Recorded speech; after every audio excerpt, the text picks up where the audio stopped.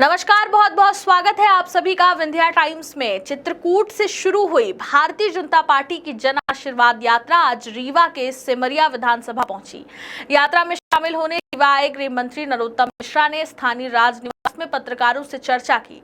इस दौरान उन्होंने विपक्ष पर जमकर निशाना साधा और उदयनिधि स्टालिन के द्वारा दिए गए बयान पर हमला बोला। गृह मंत्री ने कहा कि अगर स्टालिन ने किसी और धर्म के बारे में इस तरह का बयान दिया होता तो अब तक सर तन से जुदा हो गया होता। नरोत्तम मिश्रा ने कहा कि अगर उदयनिधि को सनातन धर्म से इतनी दिक्कत हो रही है तो वह अपना नाम बदलकर जनरल डायर स्टालिन रख लें। गृह मंत्री नरोत्तम मिश्रा ने आज रीवा स्थित राजनिवास में पत्रकारों से चर्चा करते हुए विपक्ष सहित इंडिया बनाम भारत को लेकर अपनी प्रतिक्रिया दी। वहीं कल नीमच में जन आशीर्वाद यात्रा के दौरान हुए पथराव को लेकर भी गृह मंत्री नरोत्तम मिश्रा ने कहा कि यात्रा में हमले के पीछे की वजह अगर देखी जाए तो आपको समझ में आएगा कि कमलनाथ जी ने पहले ही कहा था कि वे मणिपुर की तरह पथराव हो सकता है। उन्होंने उकसाने का काम किया था। दिग्विजय सिंह पहले ही हरियाणा के नूहू का उदाहरण दे चुके थे। इसमें उन्होंने कहा था कि उन्होंने भी उकसाने का काम किया था। आइए आपको सुनाते हैं नरोत्तम मिश्रा ने और क्या कुछ कहा है।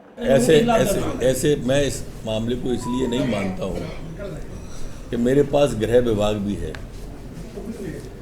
और मेरे पास में इस तरह की जानकारियाँ आती हैं प्रदेश से। इंटेलिजेंस बताती है, सुबह भी बता के ही गए हैं वो, तो ये कहना पूर्णतः सत्य नहीं है। सीओ के ऊपर मारपीट हुआ, हमला हुआ, आपको जानकारी हुई होगी, निश्चित यहाँ से फीडबैक दिया होगा। इस तरह की घटना जो होती है कभी कभी दुर्भाग्यपूर्ण होती है, सुधार हो जाता है। सर स्टालिन जी के मामले में स्टालिन जी के मामले में कई जगह कल पुतले दहन भी हुए और लोगों ने ज्ञापन भी सौंपा। अभी पूरे प्रदेश में कहाँ एफआईआर दर्ज हुई है इसकी, कहाँ? स्टालिन का मामला जैसा मैंने आपको बताया कि ये निंदनीय बात है। स्टालिन जी ने अगर किसी और धर्म के बारे में ऐसा बोला होता तो अभी तक सर तन से जुदा हो जाता। सर, भारत बनाम इंडिया पे एक नई बहस छिड़ गई है। विपक्ष का कहना है कि INDIA इंडिया गठबंधन नाम रखा है, इसलिए नाम चेंज करके भारत रखा जा रहा है। अब भारत के नाम पर विपक्ष को आपत्ति क्यों नहीं होगी? जिस पार्टी की स्थापना A.O. ह्यूम ने की हो, जो आज भी इटालियन संस्कृति में ढली हुई पार्टी हो,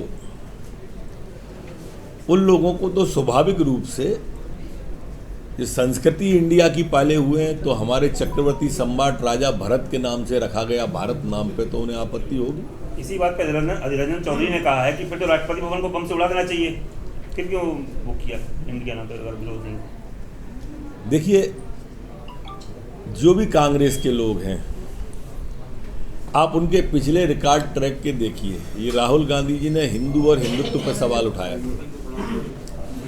इनके वो पूर्व केंद्रीय मंत्री थे सलमान खुर्शीद, उन्होंने बोको हराम से तुलना की थी। आपको क्या था वो शब्द, उससे इन्होंने तुलना की थी। ये टुकड़े टुकड़े गैंग की मानसिकता लिए हुए जो देश में इस तरह के लोग हैं, और इनके दिमाग के अंदर हमेशा इस संस्कृति को तोड़ने का चलता रहता है। दो बातें आप ध्यान रखना, कांग्रेस की राजनीति के दो आधार हैं। पहला आधार, जैसा दिग्विजय सिंह ने बयान दिया था कि मध्य प्रदेश में भी नूहू जैसे दंगे हो सकते हैं, हरियाणा जैसे। ये क्या था? ये अल्पसंख्यकों के मन में भय पैदा करना था। ये उनकी राजनीति का एक पार्ट है कि अल्पसंख्यक को भय दिखा के इकट्ठा रखो और हिंदुओं को जाति में बांट करके अलग अलग रखो। ये उनकी राजनीति का ही है। ये बांट करके राजनीति कांग्रेस करती है।